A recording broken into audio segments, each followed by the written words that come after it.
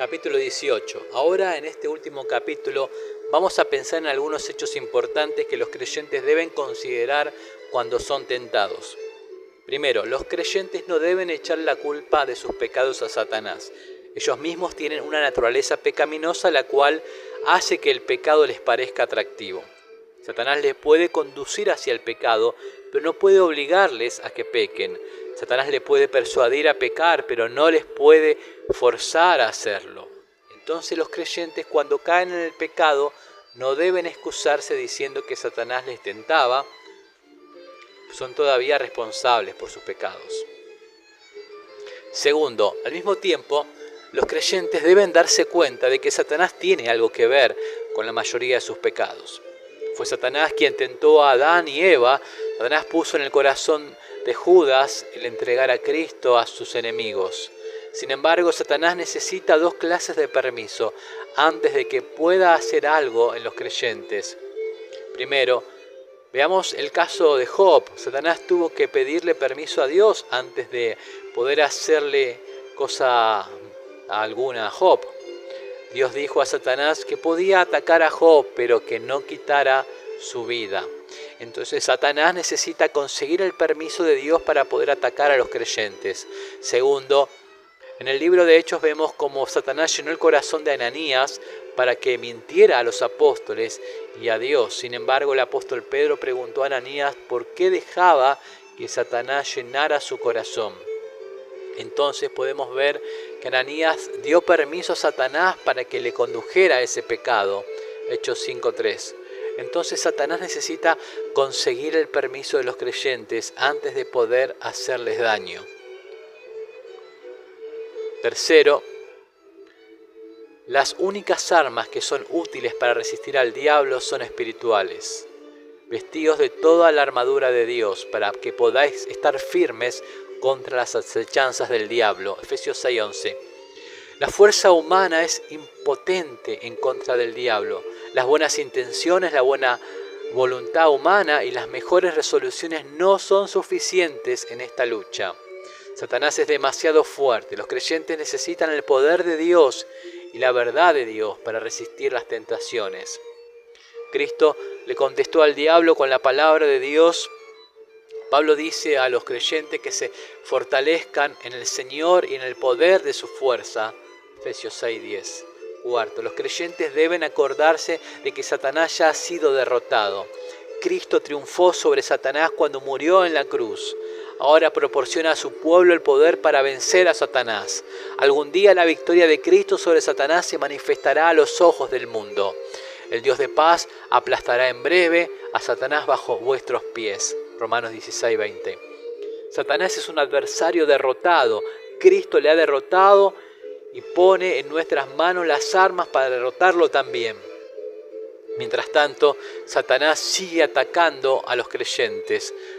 ¿Porque tiene poder Satanás de tentar a los creyentes? Le es permitido tentar a los creyentes para mantenerlos humildes, despiertos y conscientes de su dependencia del poder de Dios. Satanás ha estado desarrollando su capacidad para tentar a los creyentes desde la caída. Durante miles de años ha tenido experiencia tentando a los creyentes. Apocalipsis le llama la serpiente antigua, Apocalipsis 12:9.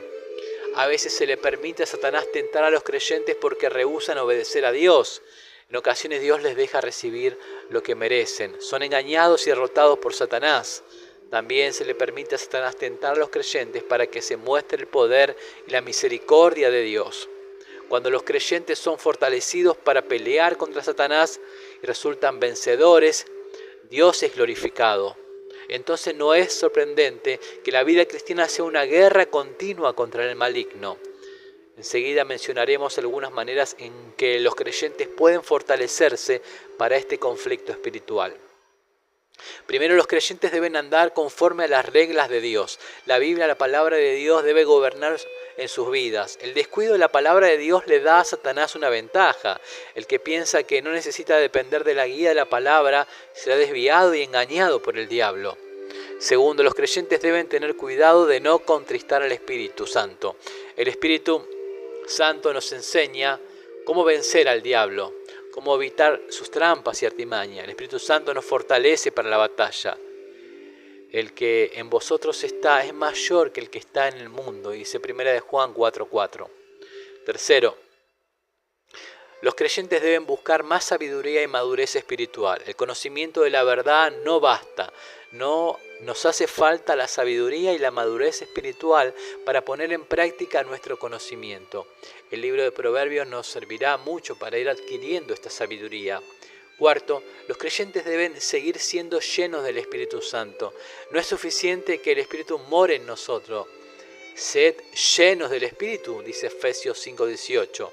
Esto es más que el mero hecho de no contristar al Espíritu Santo. Significa dejarnos guiar y controlar por el Espíritu Santo. Significa crecer en las virtudes del Espíritu, que son contrarias a los frutos de la carne que el diablo utiliza para tentarnos. Quinto, debemos velar. Satanás nos está vigilando, nosotros debemos estar alertas. El alma que no vela contra las tentaciones inevitablemente caerá bajo el poder de ellas. Velad y orad para que no entréis en tentación. Mateo 26:41. Sexto, los creyentes deben resistir a Satanás al principio de la tentación. No deben discutir con él, sino que deben huir de él. Eva se puso a argumentar con el diablo y terminó vencida. Santiago 4:7 dice: resistid al diablo, que de vosotros huirá. Séptimo, debemos mantener nuestra comunión con Dios. Mientras David mantuvo su comunión con Dios, estuvo firme y triunfó sobre todos sus enemigos. Cuando se relajó y descuidó la comunión con su Dios, fue derrotado fácilmente por las tentaciones del diablo. Octavo, los creyentes deben orar y buscar nuevas fuerzas cada día. No pueden contar con las fuerzas que tuvieron en el pasado. Necesitan nuevas fuerzas cada día. Necesitan recibir fortaleza continuamente. Esta fortaleza puede recibirse solamente por la oración, el estudio de las Escrituras y el compañerismo cristiano. Por último, debemos estar agradecidos cuando escapamos de los ataques del diablo. Es una bendición muy grande cuando somos ayudados por Dios a resistir la tentación. Escapamos del peligro y de las muchas tristezas que de otro modo habríamos sufrido. Mientras que los demás hombres son llevados cautivos por el enemigo de sus almas, los creyentes deben estar agradecidos que no les ha sucedido lo mismo.